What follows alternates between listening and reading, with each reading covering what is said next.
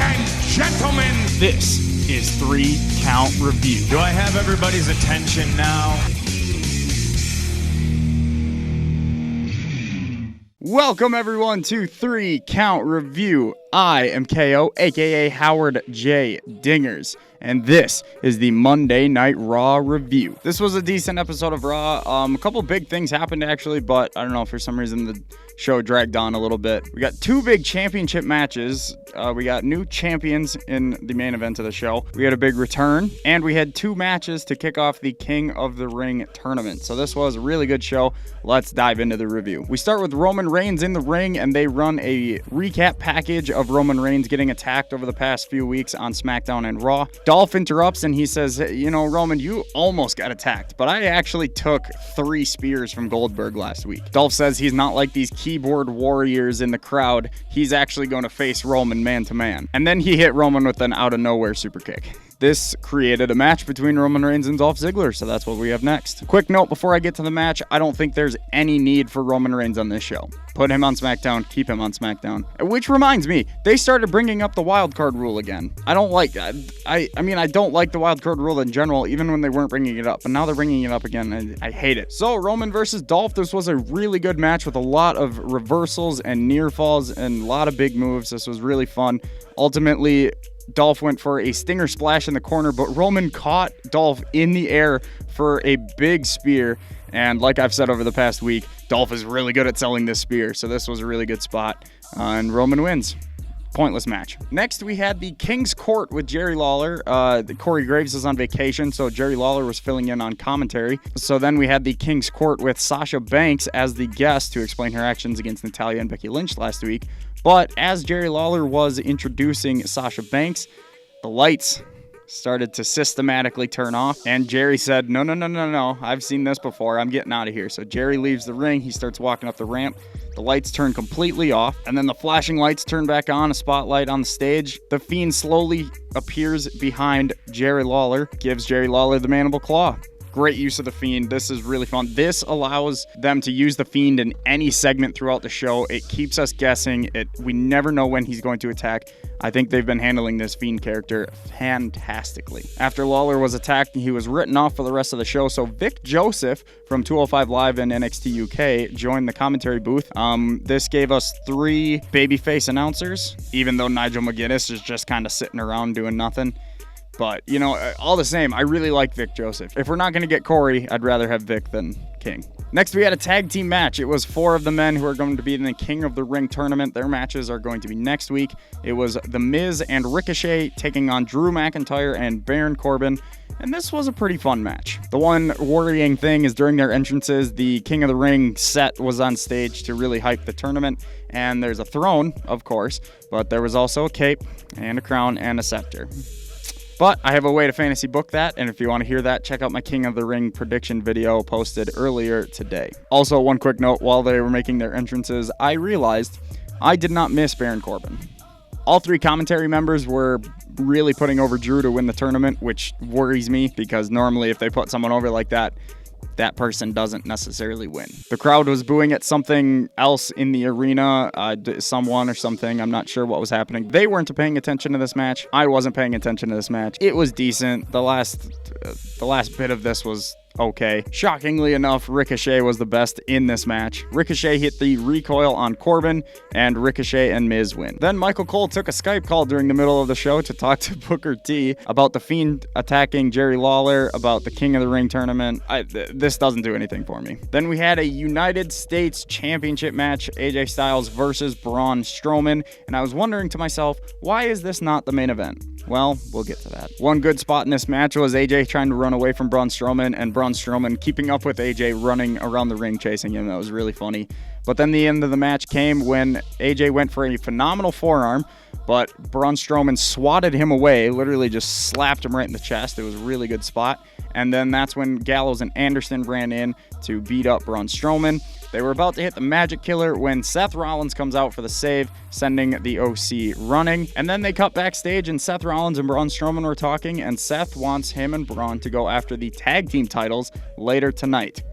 Braun says okay. Then we get the first round matchup of Samoa Joe versus Cesaro for the King of the Ring tournament. Right away to start off the match, Cesaro hit a huge uppercut on Joe for a very good near fall. But in the end, after a really, really good match, Cesaro tapped out to the Coquina Clutch. Samoa Joe advances to round 2. Then we had a really good Elias segment. He comes out, and all through him talking and singing, his microphone was cutting in and out. His guitar was detuned. This was really good stuff. He called for his stagehand to come and fix all of this stuff, and the stagehand comes into the ring, and it's R-Truth who tries to pin Elias multiple times. Elias kicks out of all of them and eventually escapes. Elias is still your 24/7 champion. This was funny. Next, we had a backstage interview with Rey Mysterio where he was just talking about disappointing his family, not knowing where to go next. He said it's time for him to hang up the mask and let the next generation of superstars take over.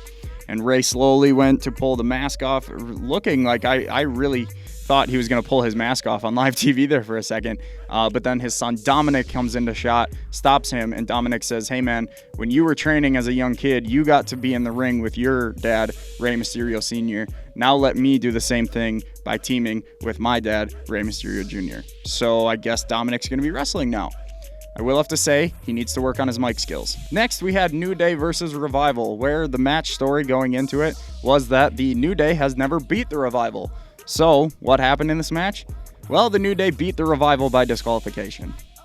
Leave it to WWE to ruin that storyline. So this came when Big E was getting a hot tag. He was running wild on the Revival when all of a sudden, RKO out of nowhere, Randy Orton comes in and hits an RKO on Big E. And yeah, Randy Orton just beats up everyone. Kofi Kingston, who was not with the New Day during this match, runs out, makes a save, but then Randy hits an RKO. Randy and the Revival actually hit a shatter RKO, is what I'm calling it. The Revival were doing a flapjack into an RKO, basically a 3D, but with two people throwing them up. So I guess these guys are a new faction. I've seen a couple. My idea for the name was just the top guys. Pretty simple, but I did see one on Twitter that said Revived Legacy, which would be perfect. Honestly, the build for this feud has been even better in the last 2 weeks than the whole build for the SummerSlam match. This has been really good, and now I'm really excited for this next Kofi versus Randy match. Then we had a Sasha Banks interview. She started it off by saying, well, let's start back from the beginning. So last week, that's not the beginning. Terrible script. My only notes for this was a bad segment. This did absolutely nothing. And Michael Cole's script sounds like a monkey wrote it for him. It does not sound like a normal human being, and it's just terrible. Next, we had Alexa Bliss versus Fire and Desire. At first, when Nikki Cross's music hit, I thought Sanity was coming out because I miss Sanity, but it was Nikki Cross. Anyway, Nikki Cross beat Sonya Deville with a neckbreaker. And I don't even think this was a title match. Who do Alexa and Nikki face after this? Like, realistically, they've already beat the Iconics, they've already beat Fire and Desire, and they've already beat the Kabuki Warriors. Where else do they go from here? Also, Sonya Deville deserves a lot more than this. She is one of the most underrated wrestlers in the world. She is fantastic. Then we had another first round matchup of the King of the Ring tournament, Cedric Alexander versus Sami Zayn. This was a quick but good match. Cedric Alexander won with the lumbar check. Then we had a Street Profits segment, and they were talking about the King of the Ring. Dawkins said his bracket was busted already because he had Cesaro going to the finals, which I thought was very funny, being a sports fan and a March Madness guy. Then Dawkins asked why they don't have a tag team King of the Ring tournament. Montez Ford said, because the Street Profits are already the king in this piece.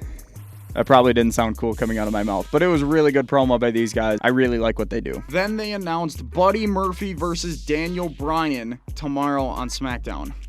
Yes, give me all of that. Then we had a Natty promo backstage where she was just saying how disappointed she is. Sasha eventually came in and attacked her, and Sasha said, go to hell, Natty, and tell your dad I say hi. And then in the main event, the Raw Tag Team Championships were on the line when the OC take on Braun Strowman and Seth Rollins. This was a really good match, as it should be. All four of these guys are fantastic in the ring. This was really good. Seth was getting his ribs worked all match because he's still selling that injury, kind of. But it just all built up to a big Braun Strowman hot tag where Braun ran wild. Braun eventually hit a power slam on Carl Anderson, and AJ Styles tried to interfere, but Seth Rollins hit him with a curb stomp. 1, 2, 3. Your new Raw Tag Team Champions, Seth Rollins and Braun Strowman. I'd like to point out that the last time Braun Strowman was holding a tag team title, he was with a 10-year-old kid. As they're celebrating to end the show, actually, Braun Strowman raises both of their hands, and Rollins is holding the Universal title in this hand, and Strowman looks up at the Universal Championship to end the show. I think this is going to be really good. Now you can have Rollins and Strowman defend the tag team titles against the OC at Clash of Champions, but because it's Clash of Champions, all titles have to be defended. So Rollins is also going to have to defend that Universal Championship, and it looks like they're setting up Strowman versus Rollins. So that could be a great storyline where they have to defend the tag titles early in the night, knowing that they're also going to have to face each other for the Universal Championship. That could be a fantastic story to tell. I'm actually super excited for that. This could be very entertaining. And that was Monday Night Raw. Like I said, it was a really good show, actually. There was a lot of big things that happened, but I for some reason it dragged on a little bit. But I'm really excited the King of the Ring tournament is underway. Really excited that The Fiend was on TV again this week. They're handling him so well. Let me know what you thought of Monday Night Raw down in the comments below. If you liked the video, like the video. If you like what I do on this channel, please give me a subscribe, support First Round KO, and I will see you for the next 3 Count Review. Pulling up strong, I'm nearly one, I might be too on. Wishing inside I could feel so numb. Oh, now that you're gone away, you feel it in the night. You want what's underneath. It's alright, no more lies, can't deny I miss your love.